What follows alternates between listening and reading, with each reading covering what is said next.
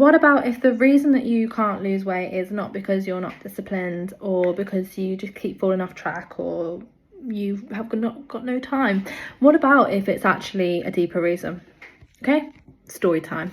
So I obviously had an eating disorder. If you know me back then, I had an eating disorder. But then after my eating disorder, I would bulk and cut, and I would get lean, I'd get lean, and then I'd always get to a point where I'd always put the weight back on.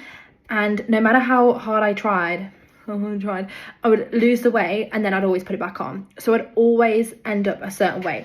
So this is what I want you to think about. That weight, literally, like the physical fat on my body, represented something in my mind, and that physical weight protected me. Not physically, like protected me like, oh, now I'm nice and warm. It literally protected me. It protected me from being used, because I had learned when I was younger, which is where my eating disorder developed, that when I lose weight, I get attention. And when I lose weight, I'm pretty and I feel fit and I get attention and I feel happier.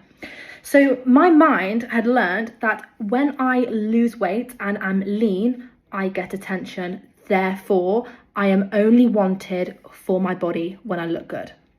So I genuinely, subconsciously, and I didn't even realize this, deep down had a fear that if I look good and I look that good and that lean all the time, I'll only be wanted because of that, and therefore I'll be used for my body. So every time I'd reach the end of the thermostat where I would look lean, I'd be like, oh, now I can eat what I want. And I'd go back and I'd put all the weight back on, because then I don't have to wear certain clothes. I don't have to go out. I don't have to do X, Y, and Z, and I get back on the bandwagon to try and lose the weight again, and I go back and forward, because I genuinely believe that people only wanted me for my body. Since I removed that belief, which when I went through it subconsciously and I closed my eyes and I looked like where it came from, it literally came from an event in my childhood where I saw myself trying to get a boy's attention through my body, and literally took on that belief.